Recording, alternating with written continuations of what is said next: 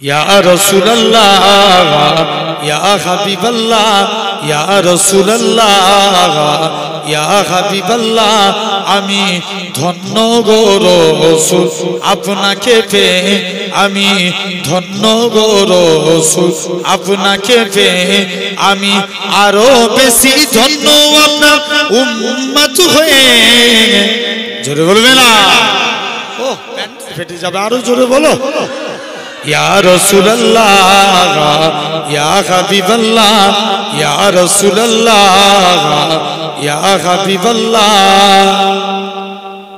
আমি সব নিয়ামত পেয়েছি আপনার সদকায় তাই তো আমি আল্লাহর পরে আপনার গুণ গাই আপনার গুণ গাই আপনার গুণ গাই আমি গাইব গুণগান আপনার মোহাব্বত নিয়ে আমি গাইব গুণগান আমি গাইব গুণগান আপনার মোহাব্বত নিয়ে আমি মরতে চাই আপনার প্রেমিক হয়ে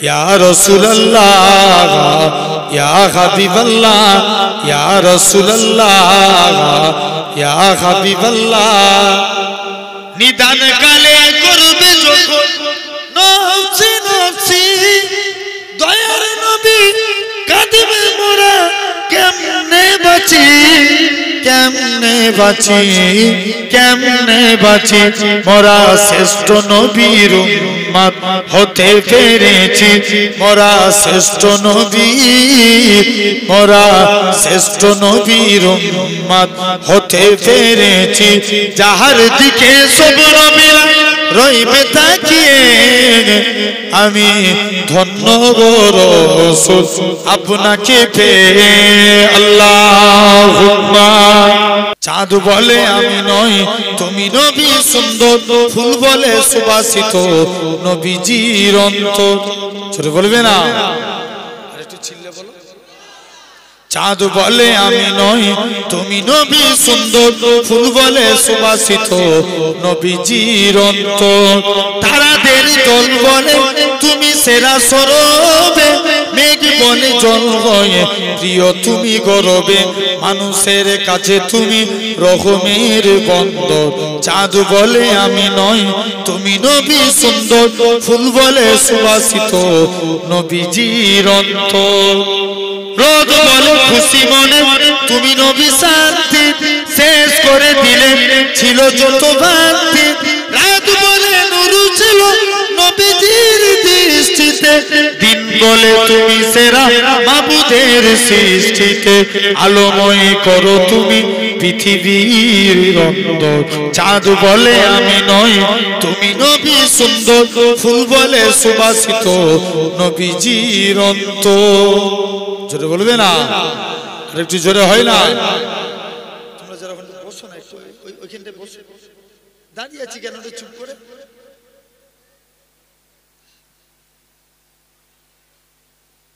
এই সাদা টুপি এই যে বসছো ওদেরকে টাকো পিছনে ছেলেগুলোকে এটা ও নিজেই চলে এসছে এই টাকোদেরকে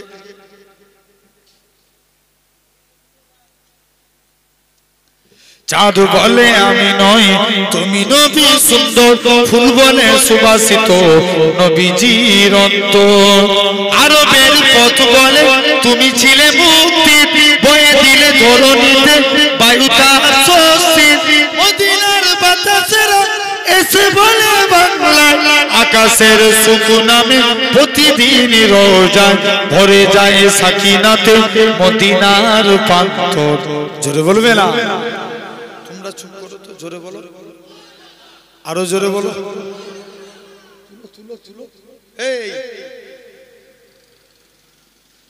চাঁদ বলে আমি নই তুমি নবী সুন্দর ফুল বলে সুবাসিত নবীজির অন্তর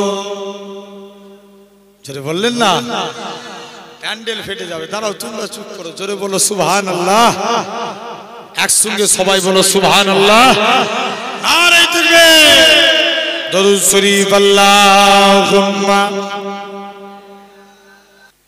মুসলমান ঘরের ছেলে মেয়েরা, পানা তরুণেরা, হে নবী প্রেমিকেরা, আল্লাহ নবী সাহাবী হযরত ওমর ফারুক রাদিয়াল্লাহু তাআলা আনহু হুজুর আমার যুবকী কবরের দিকে চলে গেলেন। প্রথমবার সালাম দেয়, আসসালামু আলাইকুম ইয়া আলাল কবর, কবর থেকে কোনো আওয়াজ আসে না। দ্বিতীয়বার সালাম দেয়, আসসালামু আলাইকুম ইয়া আলাল কবর, দ্বিতীয়বারও কোনো আওয়াজ আসে না। হযরত ওমর দ্বিতীয়বার সালাম দেয়, আসসালামু আলাইকুম ইয়া আলাল কবর, সঙ্গে সঙ্গে যুবকের কবর থেকে ওয়া আলাইকুমুস সালামের আওয়াজ কানা ভেসে উঠেছে।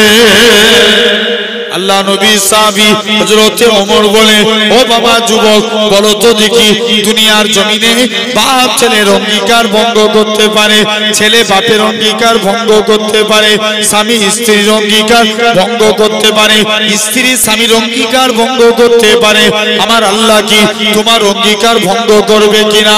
যুবক ছেলে গানা বলে, হে রাসূলুল্লাহ সাহাবী, হে হযরত ওমর, দুনিয়ার জমিনে সবাই সবার অঙ্গীকার ভঙ্গ করতে পারে, কিন্তু আমার আল্লাহ এমনই এক আল্লাহ, আমার আল্লাহ আমি যুবকের কবরে দুইটা জান্নাত দিয়ে দিয়েছে। কটা জান্নাত দিয়েছে? দুইটা। আসেন, যুবক ইন্তেকাল হয়ে গেলে যুবক দুইটা জান্নাত পেয়ে গেলে, তাহলে আল্লাহর ওয়াদা খিলাফ হবে? আল্লাহ বলছে যে আমাকে ভয় করে মরবে আমি তাকে কি দেব? কটা জান্নাত? দুটো যুবক পেয়ে গেছে। আসেন, এক নাম্বার, তাহলে আল্লাহ চারটে ওয়াদা করছেন। নাম্বার 1, আল্লাহ কুরআন পাক সূরা আল মুমিন 7 নাম্বার আয়াতের মধ্যে আল্লাহ বলছেন, উদউনি আস্তাজিব লাকুম। আল্লাহ বলছে, বান্দা তোমরা আমি আল্লাহ আমাকে ডাকো, আমি আল্লাহ তোমাদের ডাকে সাড়া দেব। আর একটু জোরে বলা গেল না? তাহলে কাকে ডাকবো আমরা? কাকে? শুধু বিপদে পড়লে না, সব সময় আল্লাহকে ডাকতে হবে। তাহলে এক বান্দা জাহান্নামের ভিতরে দাউ দাউ করে জ্বলছে, আল্লাহর নাম ধরে ধরে ডাকছে, ইয়া আল্লাহ ইয়া রহমান ইয়া হান্নান ইয়া মান্নান। কি হলো রে বান্দা, তুই ডাকছিস কেন? কি হয়েছে? আল্লাহ আমি জাহান্নামের ভিতরে জ্বলছি, আমার এই মাংসপিণ্ড শরীরে জাহান্নামের কষ্ট আল্লাহ আমি সহ্য করতে পারবো না। আল্লাহ বলবে, কি চাস? আল্লাহ আমি জাহান্নামের ভিতরে একটা গাছ আছে, ওই গাছের মধ্যে বসতে চাই। জোরে বলবে না? তুই আর ডাকবি না? আল্লাহ আর তোমায় ডাকবুনি। বান্দা আবার ডাকে, ইয়া আল্লাহ ইয়া রহমান। আবার কি হলো? আল্লাহ জান্নাত জাহান্নামের মাঝখানে বসতে চাই। আল্লাহ বলবে, যা, আমি আল্লাহ তোর বসার জায়গা জান্নাত জাহান্নামের মাঝখানেই করে দিলাম। জোর করে বলো, তুই আর ডাকবি? আল্লাহ একবার কি জান্নাতের গেটের কাছে যেতে পারবো না? যা, তাই করে দিলাম। আর ডাকবি? আল্লাহ আমার জন্য কি একবার জান্নাতের দরজা খোলা যাবে না? কথা বলে না? আরো জোরে বলো, কিসের দরজা? জান্নাতের দরজা। আল্লাহ বলছে, তুই ডাকবি না? হ্যাঁ আল্লাহ, যা, চলে যা। মুসলমান ঘরের ছেলে মেয়েরা, পানা তরুণেরা, হে নবী প্রেমিকেরা, আমার আল্লাহ ডাক দিয়ে বলে, ওই আমার বান্দা চলে যা, চলে যা, আমি আল্লাহ তোকে জাহান্নাম থেকে বের করে জাহান্নামের গাছের মধ্যে বসিয়েছি। আমি আল্লাহ তোকে জাহান্নামের গেট থেকে জান্নাত জাহান্নামের মাঝখানে এনেছি রে বান্দা। জান্নাত জাহান্নামের মাঝখান থেকে আমি আল্লাহ তোকে জান্নাত জাহান্নামের মাঝখানে এনেছি। জান্নাত জাহান্নামের মাঝখান থেকে আমি আল্লাহ তোকে জান্নাতের গেটে এনেছি। হে নওজোয়ান যুবকেরা, এই খেজুর ডাঙ্গার মানুষেরা, তাই আপনাদেরও বলে যায়, খবরদার খবরদার, বেশি বেশি করে আল্লাহকে ডাকে। আল্লাহ বলে, বান্দা তোরা যদি একবার ডাকিস আমি আল্লাহ পাক তোদের ডাকে 10 বার সাড়া দেবো। তোরা যদি 2 বার ডাকিস 20 বার সাড়া দেবো। তোরা যদি 3 বার ডাকিস আমি আল্লাহ পাক 30 বার সাড়া দেবো।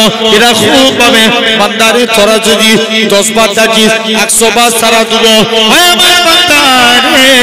তোরা যদি 100 বার আমাকে আল্লাহ বলে ডাকিস আমি আল্লাহ তোদেরকে 1000 বার বান্দা বান্দা বলে সাড়া দেব।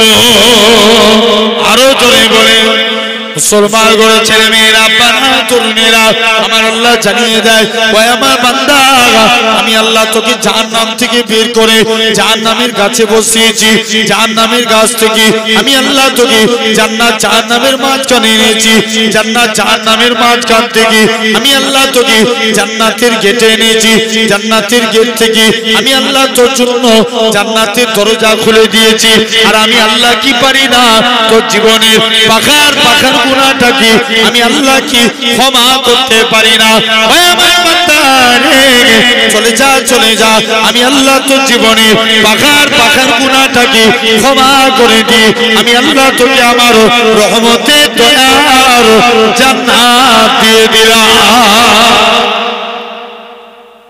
যা আমি আল্লাহ তোকে নাজাত দিয়ে দিলাম তাহলে এক নাম্বার আমরা আল্লাহকে ডাকবো বলো ইনশাআল্লাহ কে ওয়াদা করছে আল্লাহ বলছে তোরা আমাকে ডাক আমি আল্লাহ তোদের ডাকে সাড়া দেব বলবেন না সুবহানাল্লাহ দুই নাম্বার আল্লাহ কুরআন পাকের মধ্যে বলছেন ফাজকুরুনি আযকুরকুম তোমরা আমি আল্লাহ আমাকে স্মরণ কর আমি আল্লাহ তোদের স্মরণ করব আর একটু জোরে বলা গেল না কাকে স্মরণ করব আমরা সব সময় আপনি আল্লাহকে স্মরণ করতে পারেন তিন নাম্বার আল্লাহ বলছে বান্দা লা ইন সাকারতুম লা আযীদান্নাকুম তোমরা আমি আল্লাহ আমার নিয়ামতের শুকরিয়া আদা করো আমি আল্লাহ তোমাদের সওয়াবে ভরিয়ে দেব কার শুকরিয়া আদা করব জোর করে বলো আল্লাহ নবীর এক সাহাবী ছিলেন নাম আবু হুরায়রা রাদিয়াল্লাহু তাআলা আনহু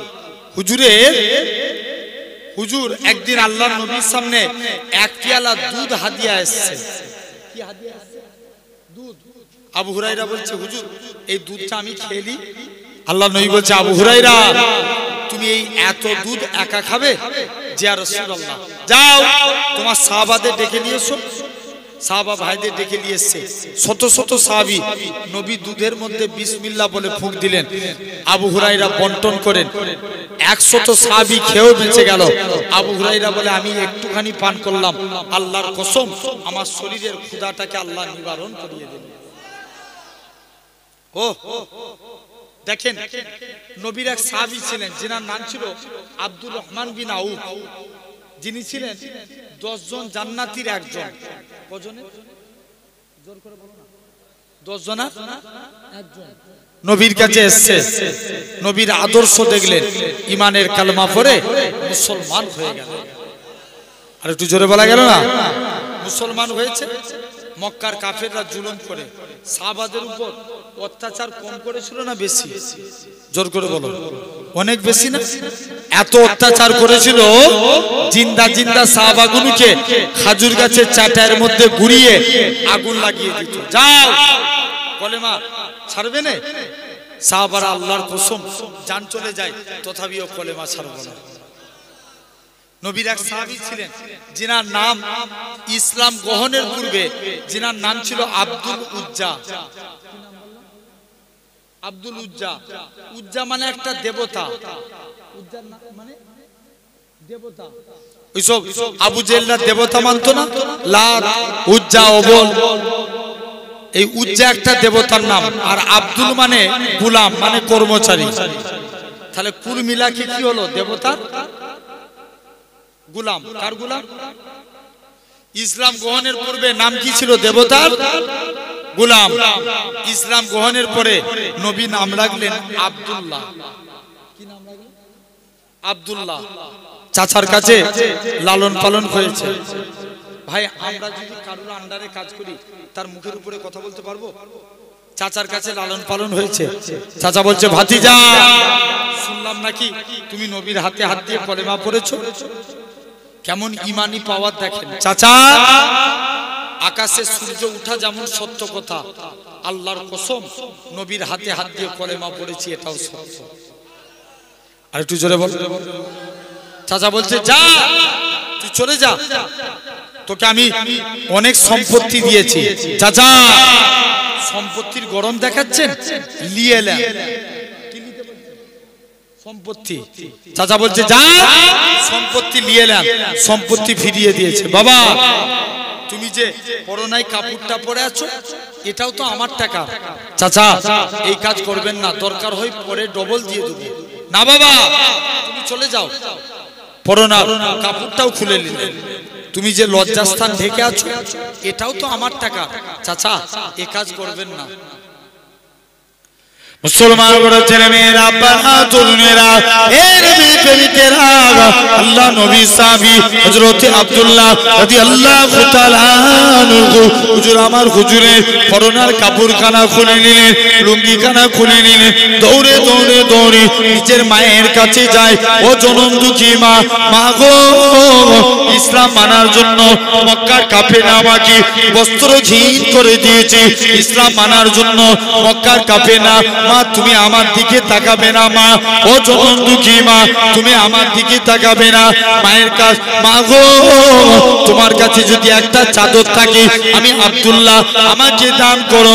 মায়ের কাছ থেকে একখানা চাদর নিলেন, নিজে জড়িয়ে নিলেন, চাদরখানা জড়িয়ে নিয়ে শীতের টাইমে খালি গায়ে খালি পায়ে দৌড়ে দৌড়ে দৌড়ে আল্লাহ নবীর হুজরা মুবারকে চলে গেলেন।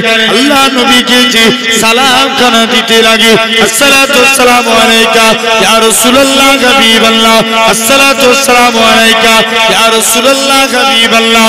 ও যুবকেরা, আল্লাহ নবী সালামের উত্তর খানা দিলেন। ও বাবা আব্দুল্লাহ কি জন্য তুমি সালাম দাও? ইয়া রাসূলুল্লাহ হাবিবাল্লাহ, হুজুর বেয়াদবি maaf করেন, হুজুর আপনার কাছে এসেছি। ইয়া রাসূলুল্লাহ হাবিবাল্লাহ, ইসলাম মানার জন্য মক্কার কাফেররা আমাকে বস্ত্রখানা কেড়ে নিয়েছে। আল্লাহ নবী বলে, ও বাবা আব্দুল্লাহ সবর করো বাবা, সবর করো। হযরতে আল্লাহ নবী নিজে হুজরা মুবারকে গেলেন, নিজের পরনার দুইখানা জুব্বা নিয়ে এসে হযরতে আব্দুল্লাহর হাতে দিয়ে দিলেন।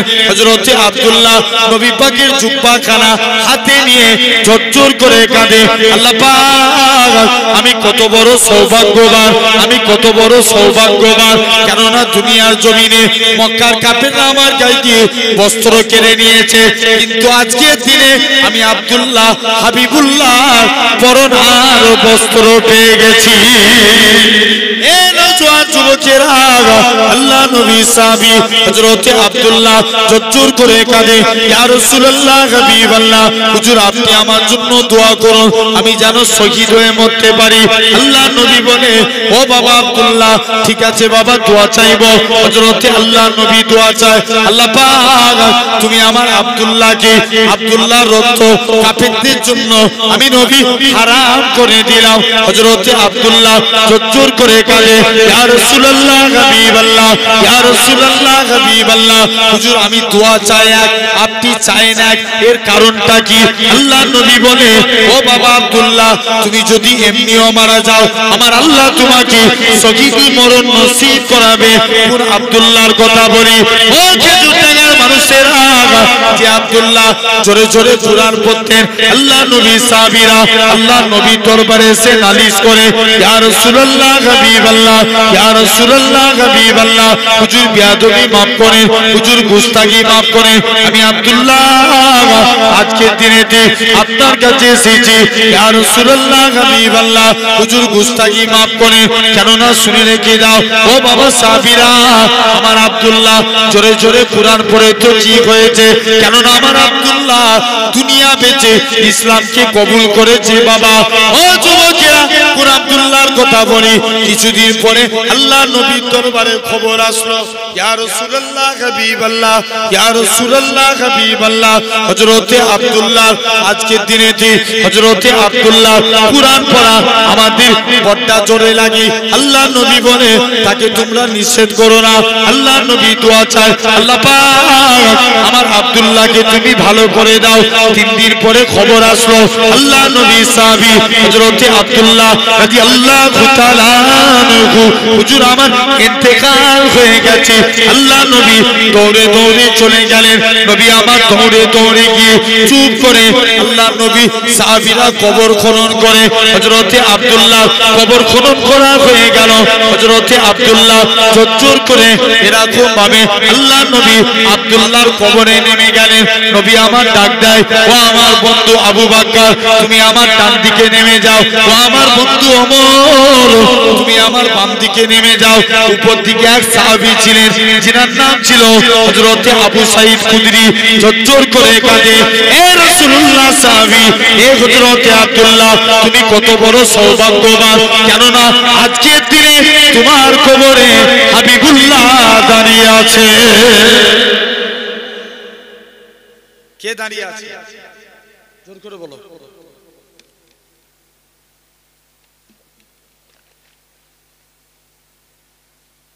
যাও আজকের দিনে তাহলে এক নাম্বার আমরাও দেখেন এদিকে নবীর সাহাবী আব্দুর রহমানের কথা বলছিলাম। নবীর আদর্শ দেখলেন, কালেমা পড়ে মুসলমান হয়েছে, নবীর দরবারে গেছে, নবীর দরবারে যে চুপ করে বসে আছে। আল্লাহ নবী বলছে আব্দুল্লাহ, এই নবী ডাক দিচ্ছে, বাবা আব্দুর রহমান কি ব্যাপার? হুজুর মুসলমান হয়েছি বলে কাফেররা অত্যাচার করে। নবী বলছে এই ব্যাপার, যাও বাবা তুমি আজকের দিনে চলে যাও, আজকের দিনে হাবশায় হিজরত করো। কিছুদিন পরে নবী মদিনায় গেলেন। জোরে বলো, মদিনায়। নবী মদিনায় গেলেন, হযরতে আল্লাহ নবী মদিনায় চলে গেলেন। আল্লাহ রসুলের সাহাবী আব্দুর রহমান হাবশা থেকে মদিনায় চলে এসেছে। কে জানে এসে বলছে আব্দুর রহমান তুমি মদিনায় চলে এসছো, ওদিকে তোমার মক্কার বাড়ি, মক্কার কাফের আবু জেহেল দখল করেছে। আব্দুর রহমান বলে আমার মক্কার বাড়ি মক্কার কাফের আবু জেহেল দখল করতে পারে, আমি মদিনায় এসে আল্লাহ জান্নাতের বাড়ি দখল করেছি। আর একটু জোরে বলো, কিসের বাড়ি দখল করেছে? কথা বলেন, জোর করে বলো। জান্নাতের বাড়ি। তাহলে আজ আপনাকে আমাকেও ভাবা লাগবে। খবরদার চিন্তা করে দেখেন, এরকম ভাবে নবী দোয়া চাইলেন, আল্লাহ তুমি আমার আব্দুর রহমানের রুজিতে বরকত দাও। এত সম্পত্তির মালিক হয়ে গেলেন যিনি একা হুদাইবিয়ার সন্ধিতে 3 বস্তা সোনা দান করেছিলেন। জোর করে বললেন না, ক বস্তা? 3 বস্তা। তাহলে আল্লাহ বরকত দিলেন। আমরাও আল্লাহ শুকরিয়া আদা করব, আল্লাহ আপনার আমার বরকত দিবে। জোরে বলেন। চতুর্থ নাম্বার আল্লাহ ওয়াদা করছেন, আল্লাহ বলছেন কুরআন শরীফ, আস্তাগফিরুল্লাহ ইন্নাল্লাহা গাফুরুর রাহিম। আল্লাহ বলছে বান্দা তোরা আমি আল্লাহ আমার কাছে মাফ চা, আমি আল্লাহ তোদের মাফ করে দেব। ভাই আমি টোটাল কটা আলোচনা করব বলেছি? এক্ষুনি ভুলে গেলে হবে? ইয়েস, কটা? 8টা, টোটাল 8টা। 4টে অলরেডি 4 নম্বর আলোচনা চলছে, জেনে রেখে দেন। এরকম ভাবে চতুর্থ নাম্বার আল্লাহ বলছে তোরা আমার কাছে তওবা চা, আমি আল্লাহ তোদের মাফ করে দেব। জোরে বলবে না? জেনে রেখে দেন সোনার ভাইরা, আব্বারা, তরুণেরা। তাহলে কাজে কাজী আপনাকে আমাকে ভাবা লাগবে। এই সুন্দর নবিয়ানা মাহফিল জান্নাতের বাগানে আপনি আমি এসে বসেছি। খবরদার নিজের মনকে স্মরণ করেন, বলেন ইনশাআল্লাহ। জোর করে বলো। একদম চিন্তা, সাধারণ চিন্তা করে দেখেন, নবীর এক সাহাবী, সব মক্কা সাহাবীরা মদিনায় আসছে। বানি ইসরাইলদের জামানা একটা যুবক জিনা করেছে, তার হাতে পায়ে দড়ি বেঁধে সবাই মিলে জঙ্গলে ফেলে দিয়ে চলে এসেছে। 1 সপ্তাহ চলে গেল, যুবকটার সঙ্গে কেউ দেখা করতে যায় না। 2 সপ্তাহ চলে গেল, কেউ দেখা করতে যায় না। যুবকটা ঝরঝর করে কাঁদে।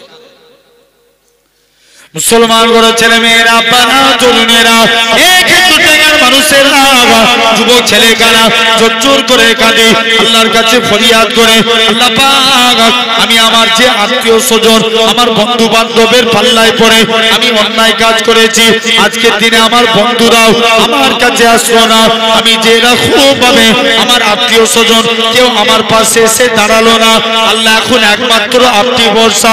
আপনি নাকি কুরআন পাক ইরশাদ করেছেন, ওমাইয়া তাকাল আলাল্লাহি ফাকুয়া হাসবু, যে বান্দা নাকি আল্লাহ আপনার উপরে ভরসা করে আপনি তার জন্য যথেষ্ট হয়ে যান। আল্লাহ পাক আমি আপনার গুনাহগার বান্দা, আমি আপনার পাপী বান্দা, আল্লাহ আপনার উপরে ভরসা করে রইলাম।